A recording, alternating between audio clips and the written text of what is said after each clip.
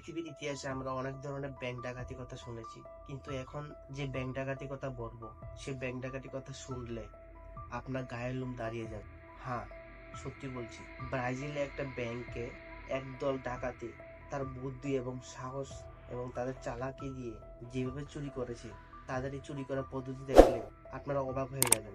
চলুন বন্ধুরা, সেই ব্যাংক ডাকাতি সম্পর্কে আমরা আজকে ভালো করে জানবো এবং দেখবো তারা তাদের বুদ্ধি খাটিয়ে কিভাবে চুরি করতে পারলো। 2005 সালে একদল ডাকাত সে ব্যাংক সেন্ট্রাল ব্যাংকের সামনে একটি বাড়ি ভাড়া নেয়। তারা নিজেদের পরিচয় দেন গ্রিন লোন কোম্পানি, একটি বুয়া কোম্পানির মালিক হিসেবে। তারা সাধারণত বাগান চর্চার জন্য কাজ করে থাকেন। তারা আরো স্থানীয়দের বলেছেন যে তারা গাছ এবং বাগানে মাটি ইত্যাদি নিয়ে তারা কাজ করে, কিন্তু আসল সত্য ছিল ভিন্ন।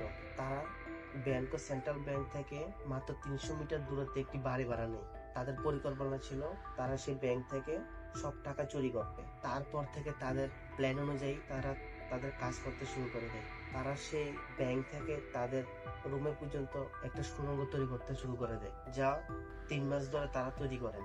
একটু একটু করে তারা এই 3 মাসের মধ্যে একটা সুড়ঙ্গ তৈরি করেন, যে সুড়ঙ্গটা গিয়ে ব্যাংকের মধ্যে পৌঁছায়। ডাকাতরা অন্তত দক্ষতার সঙ্গে 80 মিটার দৈর্ঘ্য এবং 4 মিটার চওড়া একটি সুড়ঙ্গ বানিয়ে ফেলে। ডাকাতরা সুড়ঙ্গটিকে এমভাবে তৈরি করেছেন যাতে তারা সেই সুড়ঙ্গের মধ্যে অনেকক্ষণ থাকতে পারে। সেই জন্য তারা একটা পাইপ ব্যবহার করেন, যার মাধ্যমে তারা অক্সিজেন সরবরাহ করে সেখানে অনেকক্ষণ থাকতে পারেন। তারা সুড়ঙ্গের মধ্যে আবার লাইটও ফিটিং করে দিয়েছে যাতে তাদের কোনো অসুবিধা না হয়, এবং তার সঙ্গে তারা এটাও করেছেন যে সুড়ঙ্গটি যাতে মাটির দশে পড়ে না যায়, সেই জন্য সেই সুড়ঙ্গের মধ্যে শক্ত লোহার একটা পর্দা বসিয়ে দেয়, যার ফলে সেই সুড়ঙ্গ কখনোই ভাঙবে না। 5 ও 6 আগস্ট 2005 সালে শুক্রবার এবং শনিবারে সেই মধ্যরাতে তাদের সেই পরিকল্পনা চরম ধাপে পৌঁছে যায়। তারপর তারা সেই রাতে অন্তত দক্ষতার সঙ্গে সেই সুড়ঙ্গ দিয়ে ব্যাংকের মধ্যে প্রবেশ করে। ব্যাংকের মধ্যে প্রবেশ করার পর তারা ব্যাংকের মধ্যে যে একটা লক লাগানো রয়েছে সেটাকে তারা অন্তত দক্ষতার সঙ্গে সেটাকে ভেঙে ফেলে। কিন্তু আশ্চর্যের বিষয় ছিল এটাই যে ব্যাংকের মধ্যে যতগুলো ক্যামেরা ছিল সেগুলো তারা বন্ধ করে দিয়েছিল। তার ফলে তাদের ক্যামেরাতে কোন ফুটেজে উঠেনি। তারা এমন ভাবে দক্ষতার সঙ্গে চুরি করতে গিয়েছে যে তারা হাতের ছাপ সহ তাদের কোনো প্রমাণই সেখানে রেখে আসেনি। তারপর তারা ব্যাংকের মধ্যে ঢুকে সেই ভারী ওজনের লকটা ভেঙে তারপর তারা প্রায় 70 মিলিয়ন টাকা তারা চুরি করে। তারপর তারা খুব দক্ষতার সঙ্গে সেখান থেকে বেরিয়ে পালিয়ে যায়। তারপরের দিন যখন ব্যাংক খোলা হয়, ব্যাংক খোলার পর এই অবস্থা দেখে যখন পুলিশকে জানানো হয়, পুলিশ এসে এই চুরির কীর্তি দেখে পুলিশ অবাক হয়ে যায়। পুলিশ প্রথমে দেখলো কি সেই ব্যাংকের মধ্যে যে সিসি ক্যামেরা রয়েছে সেই সিসি ক্যামেরা ফুটেজে নেই। সেই সিসি ক্যামেরা ফুটেজ না পাওয়ায় পুলিশ এখনো রহস্যের মধ্যে রয়েছে যে ডাকাতরা দক্ষতার সঙ্গে চুরি করেছে যে তারা একটু প্রমাণও ছেড়ে যায়নি। তারপর পুলিশ তদন্ত করতে শুরু করে দেয়।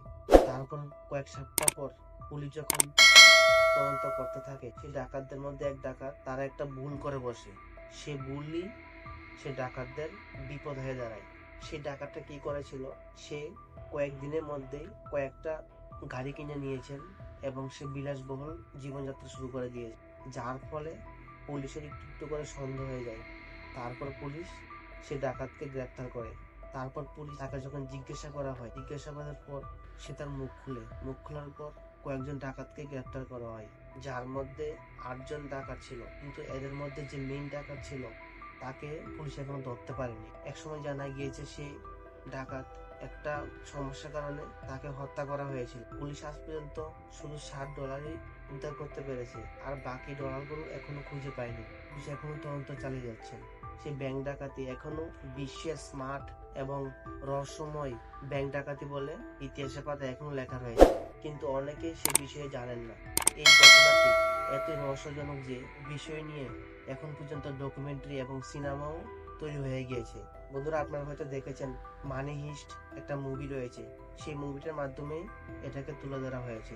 বন্ধুরা, এই সত্য ঘটনা সম্পর্কে জেনে কিরকম লাগলো আমাকে কমেন্টে জানিয়ে দেবেন, এবং আরো নতুন নতুন রহস্যজনক এবং সত্য ঘটনা সম্পর্কে যদি জানতে চান তাহলে আমার চ্যানেলটাকে সাবস্ক্রাইব করে পাশে থাকা বেল আইকনটি চাপ দিয়ে দেবেন। আবার দেখা হচ্ছে আরেকটা নতুন ভিডিওতে। ততক্ষণের জন্য ভালো থাকুন, সুস্থ থাকুন, সতর্ক থাকুন।